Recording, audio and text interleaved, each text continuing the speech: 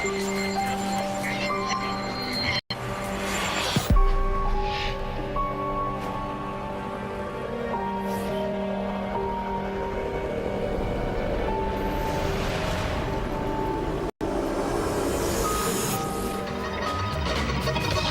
decades, the Lake Club in Springfield, Illinois, has served as a way station for gamblers and musicians. But not all of them were simply passing through. For one soul, the Lake Club was a trap, and death was just the beginning.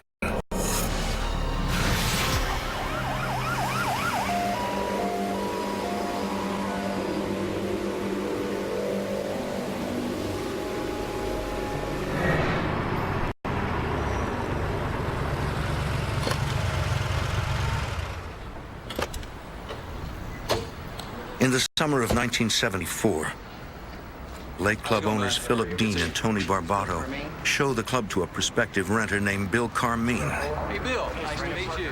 I had a construction business with my dad and brother. Due to the energy crunch, the business failed. We kind of pooled our money together and started looking for something that we could invest in. But we found out that the old Lake Club was up for grabs.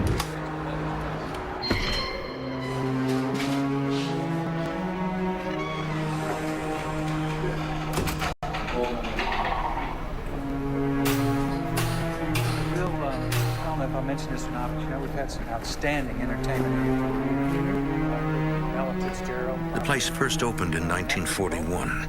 Yeah. Here, legendary musicians like Nat King Cole and Ella Fitzgerald played to crowds of up to 1,200 guests.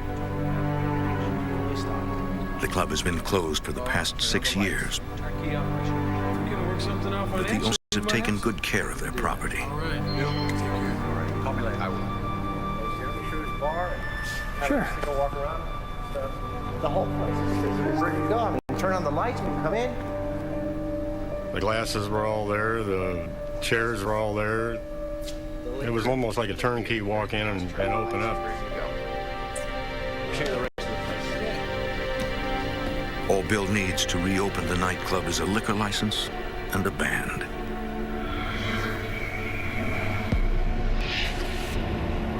Right down here, some kind of room. Down the volunteer office.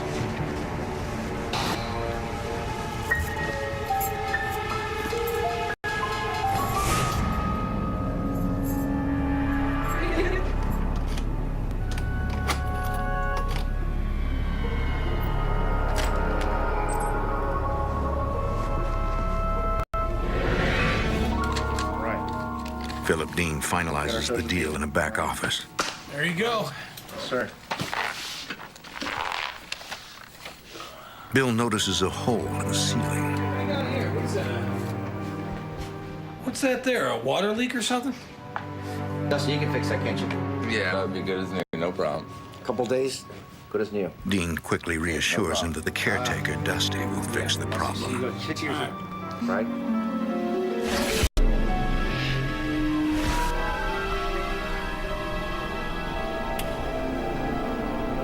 Each day, Bill spends long hours alone in the club, getting the place ready for business. One afternoon, I could hear the piano playing in the back.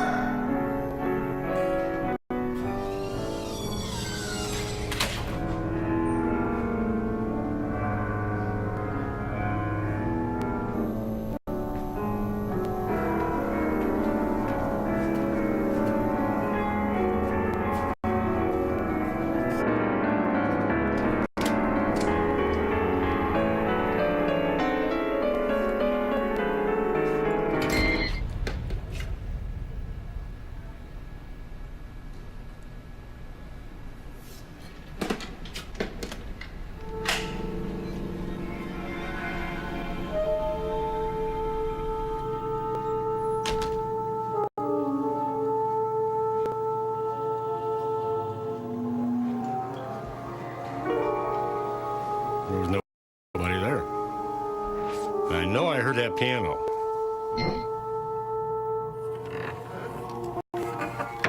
I felt a little chill.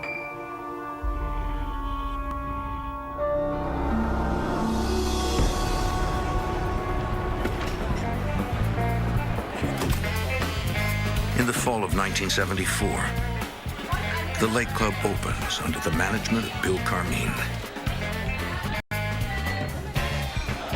When the word finally got out and we opened the doors that night, we were just completely overwhelmed. They drank us out of beer, we were out of booze, we ran out of ice. We made it through the first night and got a little better prepared for the second night. And it just kept on going like that for a while.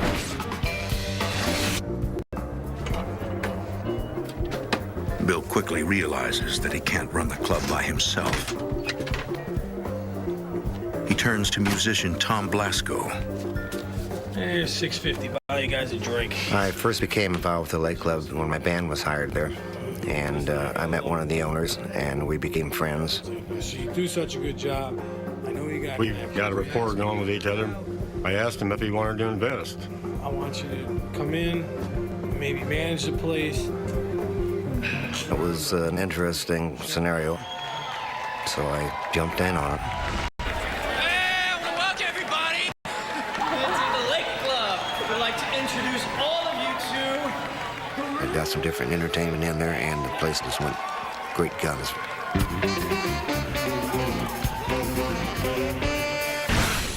Surprise. After hours, the managers hold private parties for friends and employees. Over time, co-workers become like family. Should I be afraid? For waitress Barbara Lard, it seems like the perfect working environment.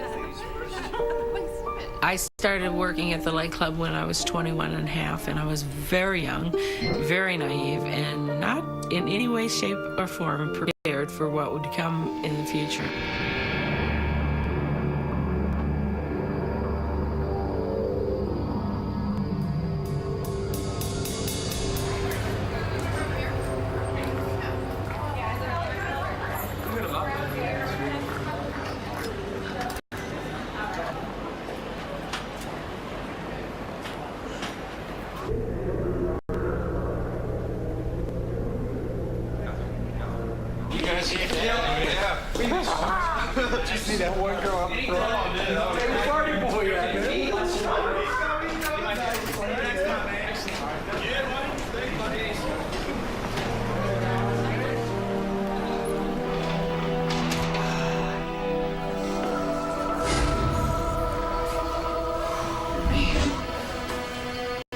I was just suddenly surrounded by this cold chill.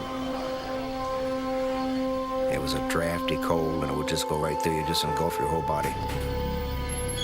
Tom assumes that he's neglected to turn off one of the air conditioning units in the basement.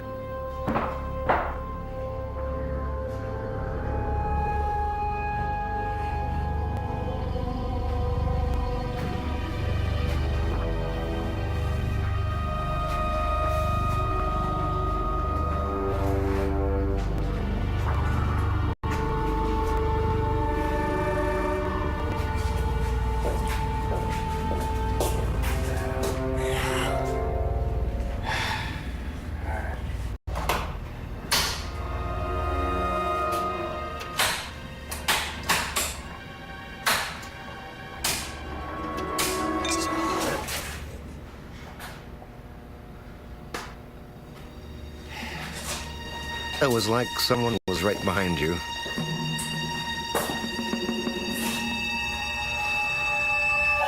Just very frightening, very frightening.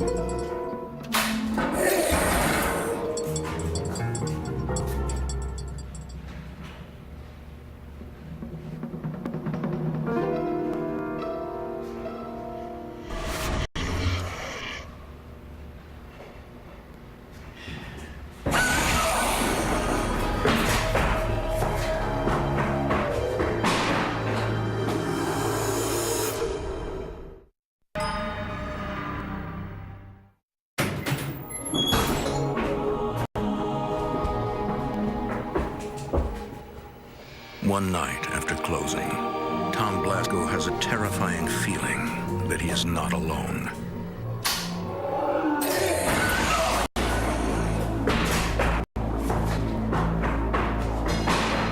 And I became extremely scared. Ran out of the place and left the lights and air conditioner running. This is something that you're kind of trying to rationalize it's not happening when it is happening.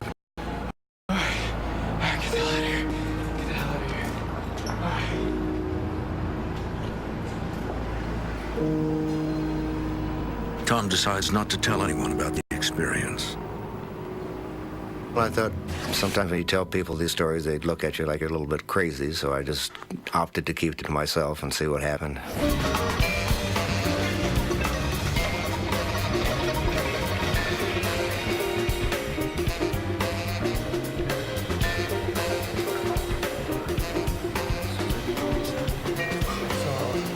Later, Bill tells Tom that he's had some strange experiences inside the club. Are you sure you didn't see anybody? There was no one in there. I walked in there, the piano cover was down. I walked around all over the place. There's nobody there, man.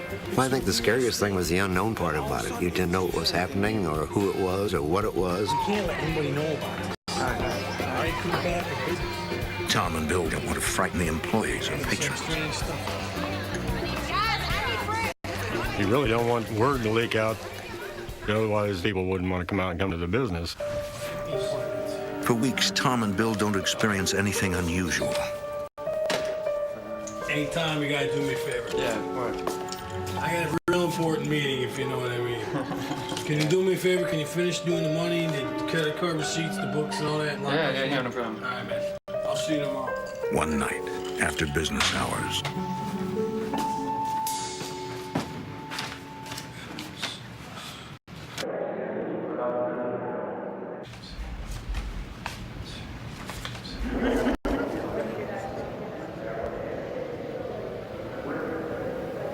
You could hear like a din of people talking.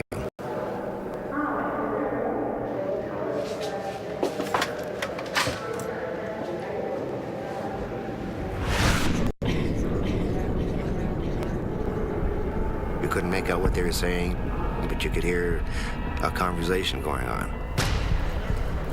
I started carrying a rosary because being a Catholic, I thought that would protect me against any evil or bad things that were going on there.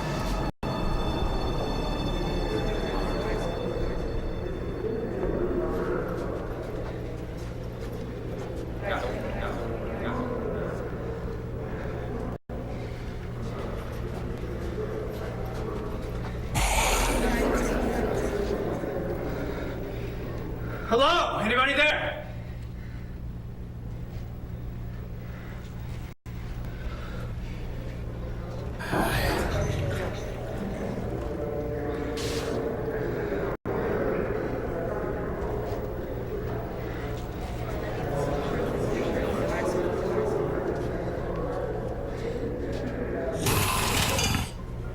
Anybody in here?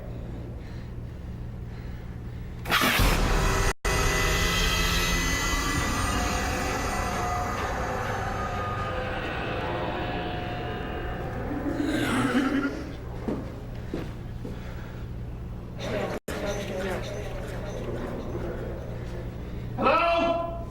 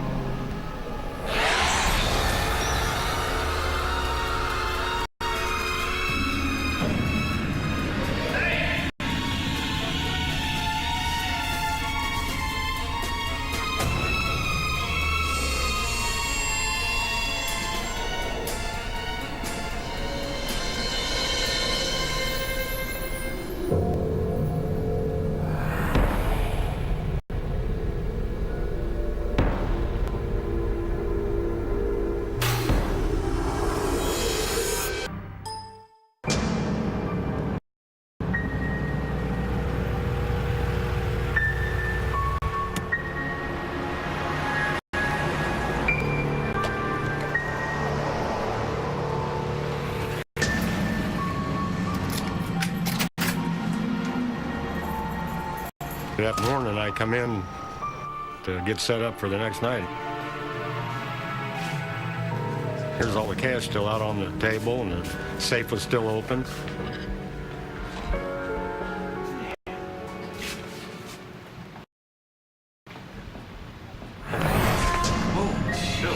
Sorry. Just me. Get the hell out of me.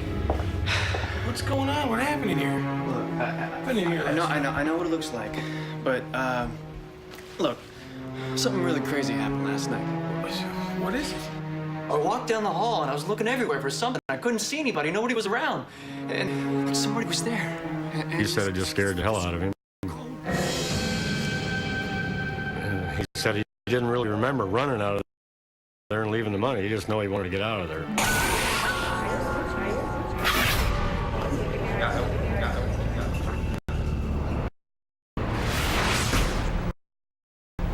The strange events become more frequent, and the two managers share their experiences with trusted employees like Barbara Lard. All of us? Bill and Tom would talk about different small things that had happened. I really didn't believe that there was really a ghost there. It was something fun to talk about and something fun to laugh about, but I didn't really truly believe. Hey, Tony, you got a nice place in here, man. Yeah, thank you. You book a lot of bands. Yeah, we're doing pretty well. One morning, a salesman visits the club. So I guess you're pretty busy. So what I've got here is an automatic check right. I figured, well, okay, I'm going to let him do his spiel, tell him no. Here it's very simple. Everything's done. His checks are written. You don't have to worry about book balance and all of that. Your managers can write the checks, and it really makes things a lot simpler. You don't have to worry about the bookkeeping later. And it really simplifies life. It makes your business run much smoother, easier. Your bookkeeper,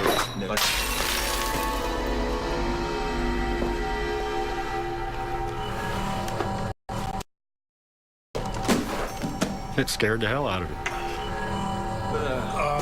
Sorry about that. I don't.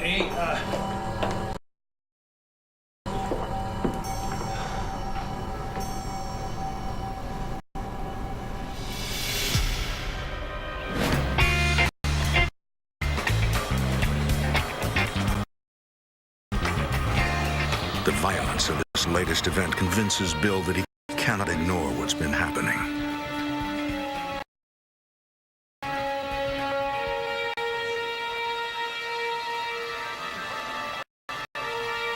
We were wondering what measures we should take. You can't close the doors on the business because we got a problem there. So we were kind of between a rock and a hard spot.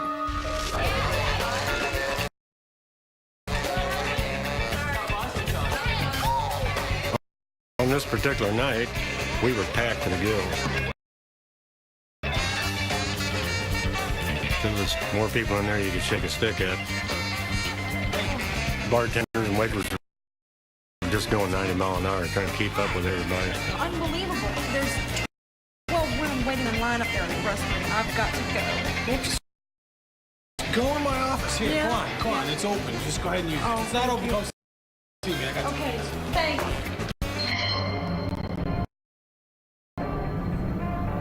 When I went back to the office, it was very, very uncomfortable.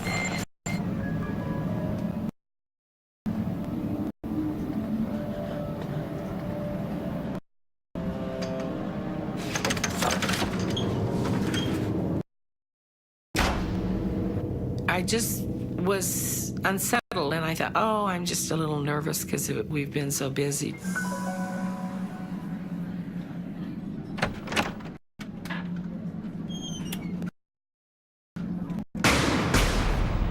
One of the owners. They're gonna die.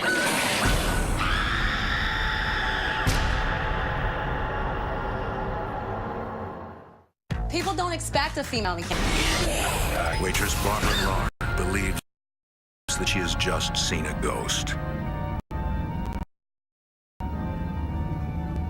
I just stood there, and I was in a state of shock.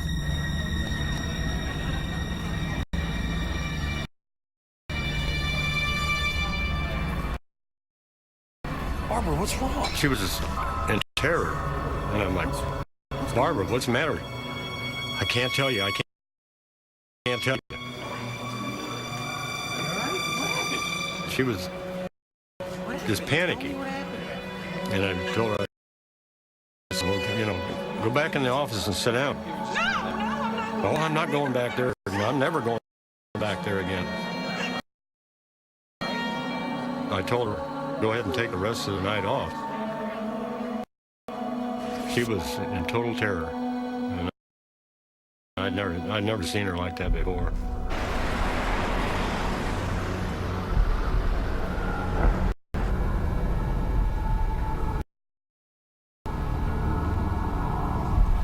Hey, come on in. Take a seat. Gosh, yeah, go on, you give us. The next day, Barbara describes the man she saw in the back office. I went in there and he spoke to me. I said, what did he say? She said, I can't tell you. You can tell us. You can't help. Why can't you tell me? I can't tell you. I can't. One of the owners is gonna die. I can't. We can't help you out if you don't tell us what he said to you. We need to know. I made the decision not to tell Tom and Bill, I can't tell you. I can't. and that was very difficult. I was so scared, and I didn't want it to weigh heavy on their minds. Bill decides to seek answers from someone who knows more about the Lake Club's history.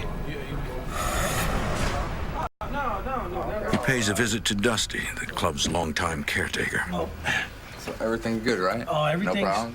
Okay, so she was in the bathroom and she saw this guy. I mean, big guy. Bill gives him Barbara's description of the about ghost. 6'2", big head, big long mustache. You know, That sounds like Rudy. I mean, Rudy. remember the guy I was telling you about?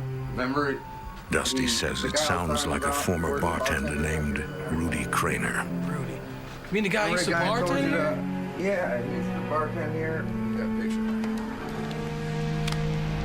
That's him right Yeah, there. look at that. He gives Bill a group of photos taken when Rudy worked at the club. I'll show these to Barbara. I'll let her take a look at it. Trust me, everything's fine. You're Okay. doing a great job. Listen. All right. Bill takes the photos to Barbara. Just tell me. And they said, do you recognize anybody? This is him. That's who. This is the man that I saw. This is the man that I saw in your office. This is him. Okay. Bill explains to the others what Dusty told him. Craner worked at the club in the days when Philip Dean and Tony Barbato ran the business. We're in a lot of trouble here. He made a small fortune in tips from well-heeled patrons of the club's illegal casino. Here's the deal. In December 1958, police raided the club and put a dent in Rudy's earnings. I'll take care of it. By tomorrow, we take care of it. Take care of it. The financial stress of the following years gave him excruciating stomach ulcers. In 1968, Rudy was diagnosed with cancer. There were also rumors that he had been accused of stealing money from the club. After years of financial troubles and physical pain, Rudy finally snapped.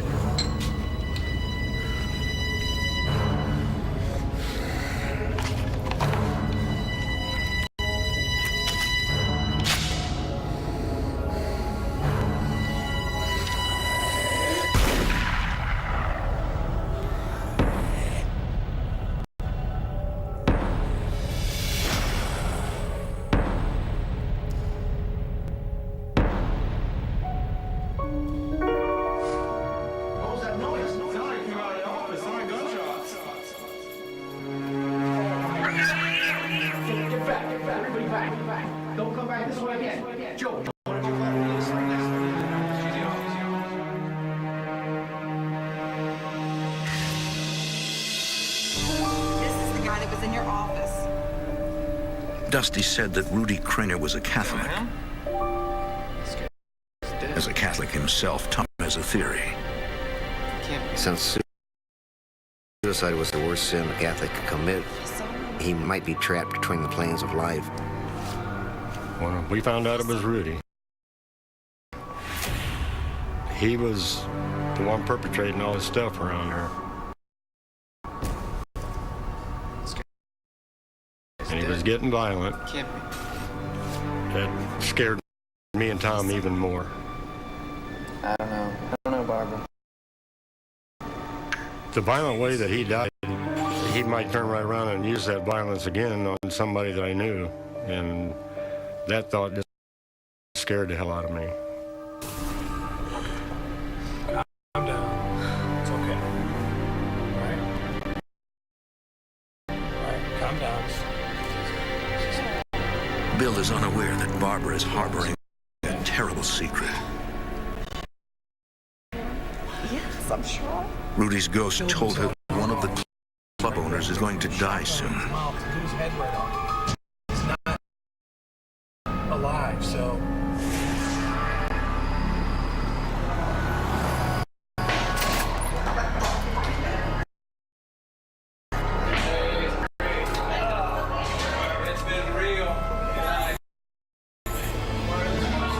Carrying the secret of knowing that something was going to happen Be careful. really affected me. It just weighed so heavy on my heart because I just adored Tom and Bill both so much.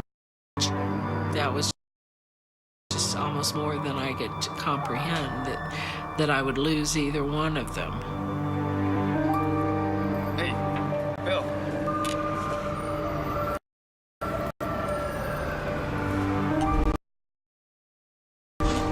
Bill. Bill. You going?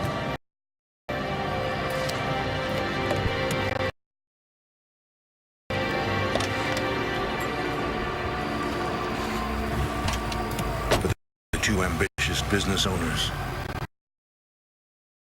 The future looks grim. This may be the craziest thing we...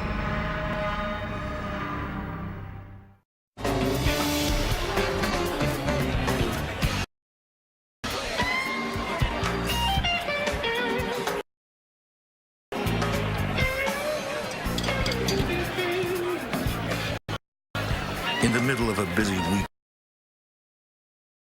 night, the compressor Calm down. I gotta go downstairs from here. Everything's all right, okay? Go back. Bill goes into the basement to fix it.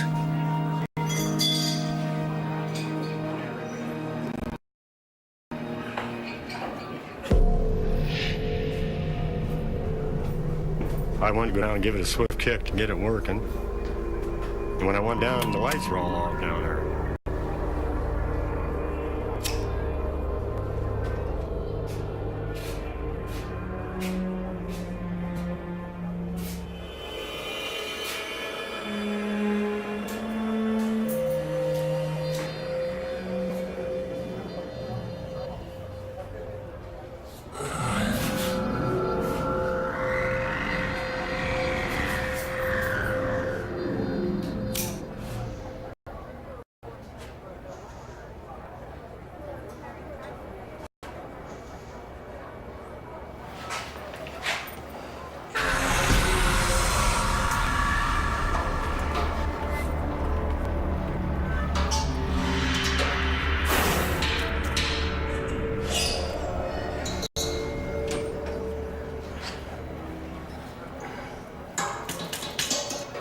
A sudden blast of compressed air startles Bill.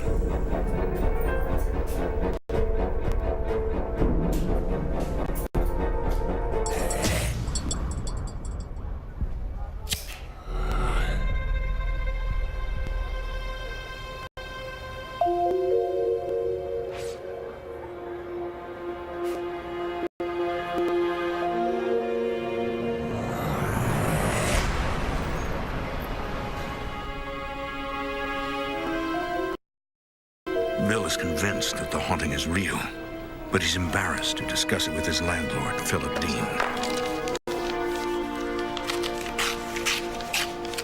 Here you go, my friend. Thank you. All right. Okay. Good night. Yeah, I'll come by tomorrow again, okay? Okay. Good night, guys. Thank you.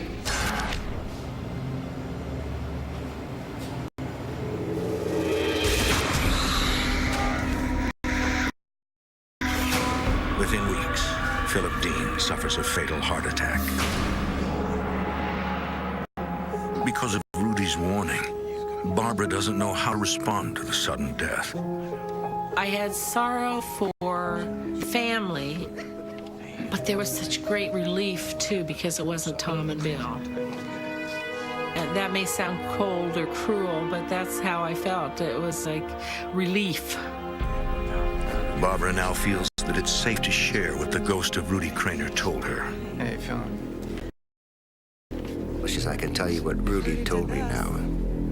He said one of the owners was gonna die.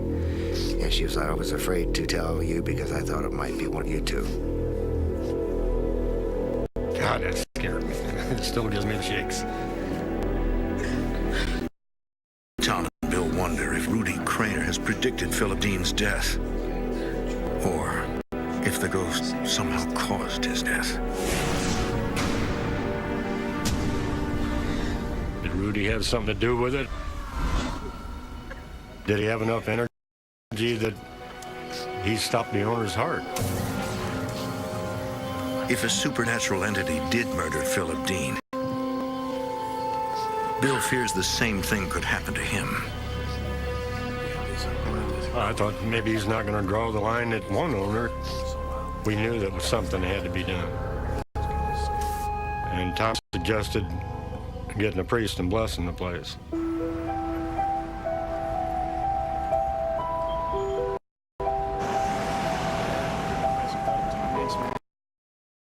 But it's, there's still some things going on. Tom asks an old high school classmate, Gary Dilley, for help. Dilley is a Roman Catholic priest. It's good business. Tom asks him if he thinks an evil spirit could be haunting the club. See what's causing this. I believe there's a spiritual realm we don't understand.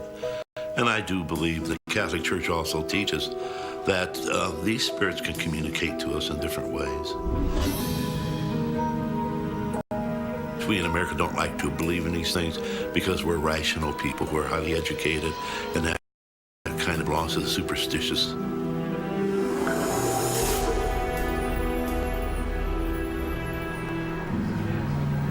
But I think it's far from superstitious. I think there's a reality there.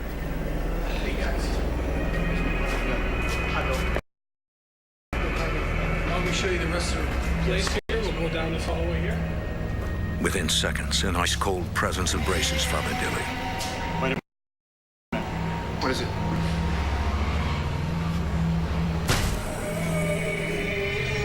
You could feel expectations. And it felt like someone had left a door open to a walk-in freezer. He says, you certainly have something here.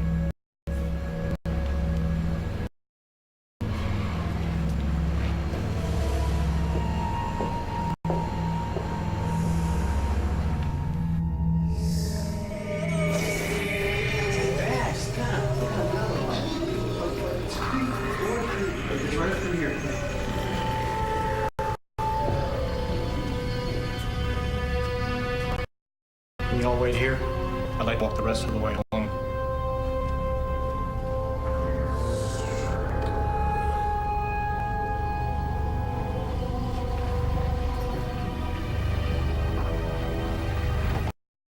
I started walking through the whole place on my own.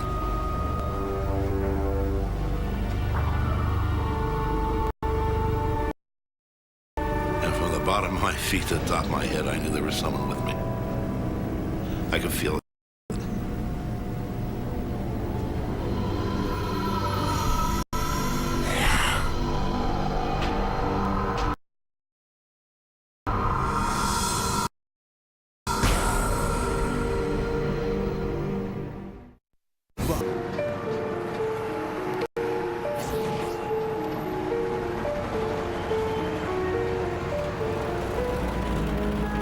Father Gary Dilley returns to the Lake Club with 2 colleagues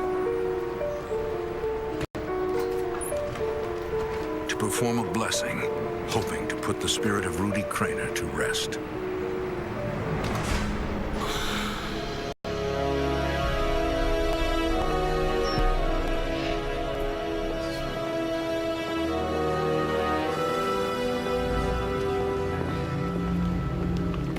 So we're gonna do. Tom, what we're gonna do is we're gonna go through the club, every room. We're gonna bless them. That way, make sure we enter the spirit. Send him into the arms of the Lord. Father, would you lead us? Saint Michael, the Archangel, Defend us in the day of battle. Saint Michael, the Archangel, protect us, defend us in the day of battle. The prayer that I used was a simple form of St. Michael the Archangel prayer. We believe that St. Michael and Lucifer battled, and we believe St. Michael is a powerful source for us.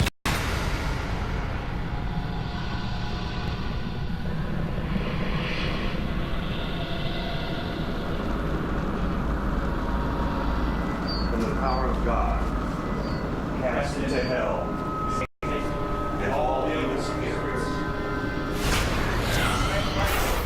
The Archangel, defend us in our day of battle. Be our safeguard.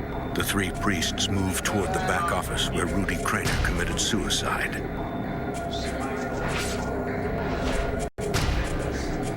This is potentially the most dangerous area in the building.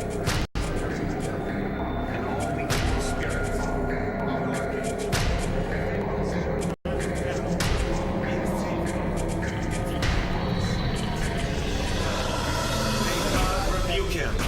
Saint Michael, defend us in our time of battle. Be a safeguard. Weakness and snares of the devil. May God rebuke him. Defend us in our battle. Cast into hell. Satan. Saint Michael, defend us in our time of battle. These prayers can make a spirit angry.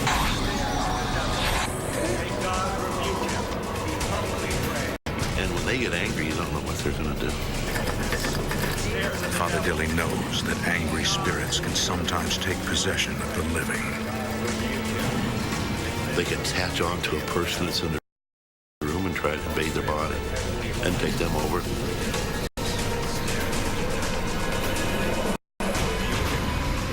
Father, we have to leave this room.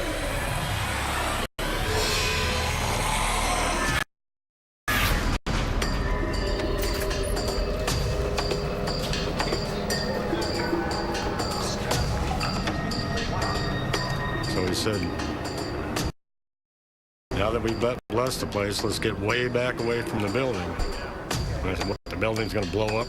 And he said, could possibly happen. That freaked me out.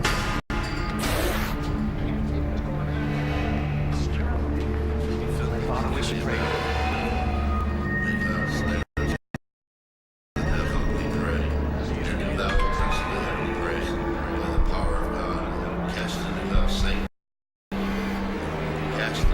They wait outside for almost 30 minutes. The room is so...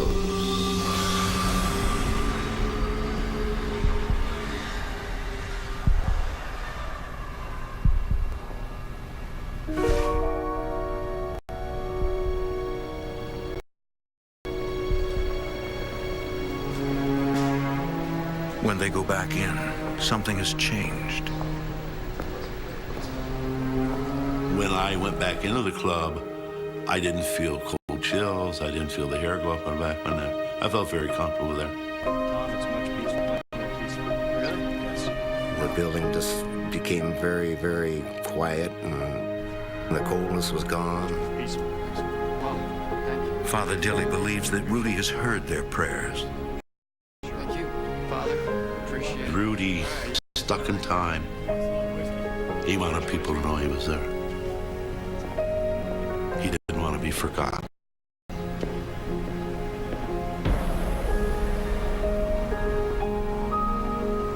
think that through our prayers, he was able to let go of this earth and go where he was supposed to be. The blessing puts an end to the paranormal activity. The popularity of the club begins to wane. We made it for about another 6 months, and then we closed it down. Not the thing I thought would be in big bright lights. After the blessing, I felt much more at peace. It was almost like, okay, now Rudy can rest. He will be at peace. It changed my belief that there is an afterlife. Certainly we don't know about it, and sometimes you don't think about it, but there is something that goes on after we die with what's ever left of us. Let you stay upstairs, okay? Y'all take care, you know. Before all this happened, I never believed in a ghost.